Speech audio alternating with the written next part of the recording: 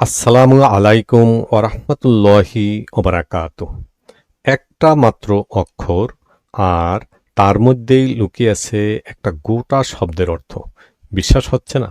ইংরেজিতে যেমন ছোট্ট আই মানে আমি, এ অর্থ একটি, ঠিক তেমনি আরবিতে আছে এরকম 10টি রহস্যময় হরফ, যারা এক একটা পূর্ণাঙ্গ শব্দের ভূমিকায় অবতীর্ণ। আর সবচেয়ে চমকপ্রদ তথ্য হলো কুরআনের অনুবাদ জুড়ে এই হরফগুলোর পদচারণা 28,635 বারেরও বেশি।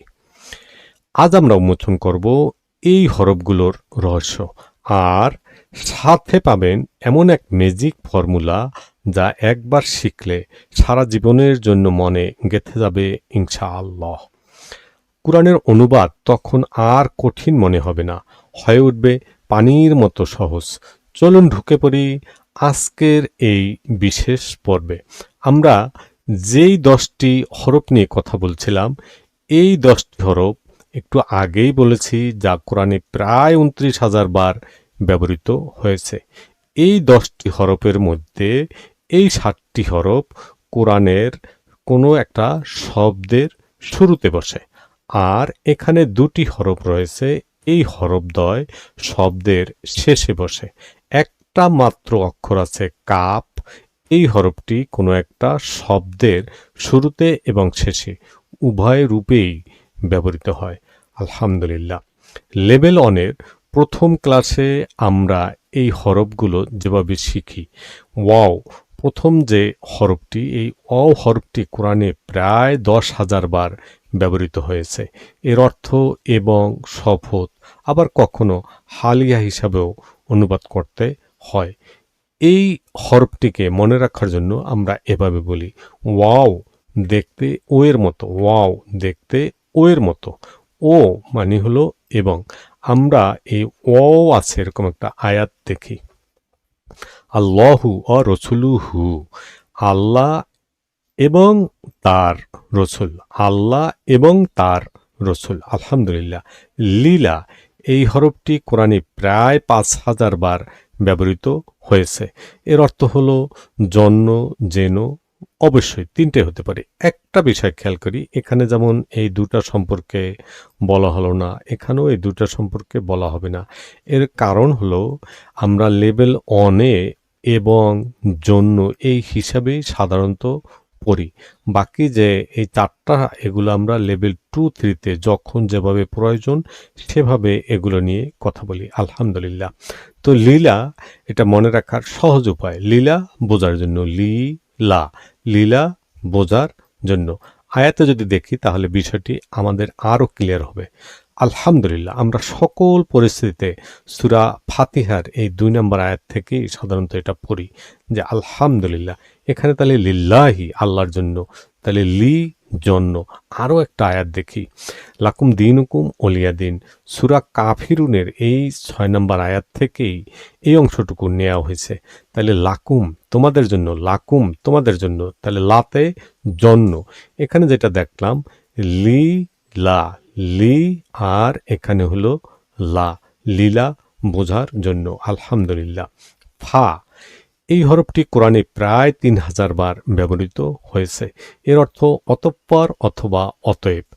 মনে রাখার সহজ উপায়, অতঃপর বা এরপর, পড়ালেখায় ফাঁকি দিও না। অথবা ফা মানেই ফটাফট, একটুও দেরি নেই। কেন এই কথাটা বললাম একটু খেয়াল করি। ফালি আবুদু রব্বা হাজাল বাইত, এই আয়াতটি সূরা কুরাইশের 3 নম্বর আয়াত। এর আগে আরও 2টো আয়াত আছে, সেই আয়াতেরই ফলাফল অনুযায়ী ফা অতএব, ফা অতএব এখানে সেই হিসেবে এটা ব্যবহৃত হয়েছে। বি, এই অক্ষরটি কোরআনে প্রায় 2,900 বার ব্যবহৃত হয়েছে। এর অর্থ হইল দ্বারা, সাথে বা প্রতি। মনে রাখার সহজ উপায়, বিবির সাথে মানে স্ত্রীর সাথে। তাহলে বি, বীর সাথে, বিবির সাথে।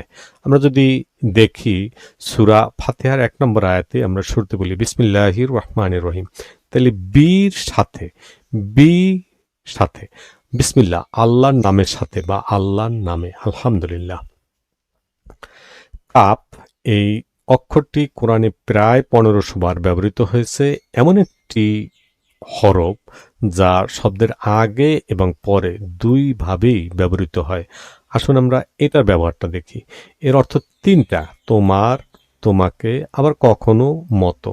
আমরা এটা মনে রাখার একটা সহজ উপায় দেখি। কাকা তোমার মতো, কাকা তোমার মতো। এই আয়াতটা যদি দেখি, ফাজা আলাহুম কা আসফিম মাকুল, সূরা ফিলের এখানে কাপ আছে। এই কাপ বোঝার জন্য কাকা তোমার মতো, তাহলে কা শব্দের শুরুতে আছে, আরবি হরফের শব্দের শুরুতে আছে, তাহলে কা তোমার মতো, কা তোমার মতো। আরবি সাধারণত এই ডান থেকে বাম দিকে এভাবে লেখা হয়। তাহলে এইটাই যদি মনে রাখি যে কাপ এই যে শব্দের শুরুতেই আছে, অর্থাৎ যে ডান থেকে লেখা হলো সেই অনুযায়ী মনে রাখলে হবে কাকা তোমার মতো। তাহলে কাটা শব্দের আরবি হরফ অনুযায়ী শব্দের শুরুতে আছে, তাহলে মতো। আলহামদুলিল্লাহ। আরো একটা আয়াত দেখি, ইয়াকা নাবুদু ওয়া ইয়াকা নাস্তাইন, সূরা ফাতিহার এই 5 নম্বর আয়াতে ইয়াকা কেবলমাত্র তোমারই, ইয়াকা কেবলমাত্র তোমারই। আবার এই শব্দটা তোমাকে এই হিসাবে একটা উদাহরণ দেখি, ইন্না আতইনা কাল কাউসার, এই সূরা কাউসারের এখানে হলো কাফ হইল তোমাকে। আলহামদুলিল্লাহ। কখন তোমাকে আর কখন তোমার, এই বিষয়টা আমরা সপ্তম ক্লাসে আমরা শিখি। আলহামদুলিল্লাহ। এই অক্ষরটি কোরআনে প্রায় 600 বার ব্যবহৃত হয়েছে। এটা প্রশ্নবোধক হরফ, মানে প্রশ্ন করার জন্য। হট কি, আমরা সাধারণত এটা মনে রাখার জন্য বলি, তুমি কি করলা, তুমি কি করলা। আমরা একটা আয়াত দেখি, আরাইতাল্লাযী ইউকাযযিবু বিদ্দিন, সূরা মাউনের 1 নম্বর আয়াতে আছে, আরাইতা তুমি কি দেখেছো, আরাইতা তুমি কি দেখেছো, অথবা আলাম তারা তুমি কি দেখনি, সূরা ফিলের আয়াত থেকে আলাম তারা তুমি কি দেখনি। তাহলে মানে কি। আলহামদুলিল্লাহ। সা এই হরফটি কোরআনে 142 বার ব্যবহৃত হয়েছে। এর অর্থ হলো শীঘ্রই, মানে নিকট ভবিষ্যৎ। তা সা এর অর্থ সুন, সাউফা এটার অর্থ সুন। মনে রাখার সহজ একটা উপায়, সা যদি আসে অক্ষর কম, তাহলে সাতে সুন মানে শীঘ্রই। আর সাউফা এইটা, এটাও শীঘ্রই, তবে এটা একটু পরে। আমরা যদি একটা আয়াত দেখি, সাইয়াসলা, সূরা মাসাদের এই 3 নাম্বার আয়াত থেকে এই অংশটুকু নেওয়া হয়েছে। এখানে সাইয়াসলা শীঘ্রই সে প্রবেশ করবে, সাইয়াসলা শীঘ্রই সে প্রবেশ করবে। হি এই অক্ষরটি কোরআনে প্রায় 3000 বার ব্যবহৃত হয়েছে। এর অর্থ হলো তার অথবা তাকে। মনে রাখার একেবারে সহজ উপায়, হিস মানে তার, আর হিম এর অর্থ হলো তাকে। দুইটাই উচ্চারণ করতে হি এভাবে উচ্চারণ হয়, তাহলে এভাবেও আমরা মনে রাখতে পারি। আলহামদুলিল্লাহ। ফাত্তাকু হু, সূরা বাকারার 196 নম্বর আয়াত অনুযায়ী, অতএব তাকে ভয় করো, অতএব তাকে ভয় করো। আবার কিতাবু হু, সূরা বনি ইসরাইলের 71 নম্বর আয়াত অনুযায়ী, কিতাবু হু তার কিতাব, কিতাবু হু তার কিতাব। কখন তাকে আর কখন তার এই অনুবাদ হবে, এটাও আমরা লেভেল 1-এর 7ম ক্লাসে শিখি। আলহামদুলিল্লাহ। ইয়া এই হরফটি কোরআনে প্রায় 3000 বার ব্যবহৃত হয়েছে। এর অর্থ হলো আমার অথবা আমাকে। শব্দের শেষে যদি ইয়া পাই, শব্দের শেষে যদি ইয়া পাই, অর্থ হবে আমার ভাই। এভাবে আমরা মনে রাখতে পারি, শব্দের শেষে যদি ইয়া পাই, অর্থ হবে আমার ভাই। আমরা একটা আয়াত দেখি, লাকুম দিনুকুম ওলিয়া দিন, সূরা কাফিরুনের 6 নম্বর আয়াত অনুযায়ী, তাহলে অলিয়া, অলিয়া একটু আগে আমরা দেখছি এবং লি জন্য, তাহলে ইয়া অর্থ আমার, আর আর আমার জন্য। আলহামদুলিল্লাহ। তা এই হরফটি কোরআনে মাত্র 8 বার ব্যবহৃত হয়েছে। এর অর্থটা আসলে শপথের জন্য। তো তায়ের ব্যবহারটাও আমরা লেভেল 1-এ শিখি না। তাতে তওবা, মনে রাখার সহজ উপায়, তাতে তওবা মানে কসম, মানে শপথ, অথবা তাতে তীব্র কসম। আলহামদুলিল্লাহ। এই আয়াতটা যদি দেখি, সূরা ইউসুফের 71 নম্বর আয়াতে আল্লাহ রাব্বুল আলামিন এখানে কসম করে বলছেন তাল্লাহি, অর্থাৎ আল্লাহর কসম, তাল্লাহি আল্লাহর কসম। জাযাকুমুল্লাহ খয়ের। আসসালামু আলাইকুম ওয়া রাহমাতুল্লাহি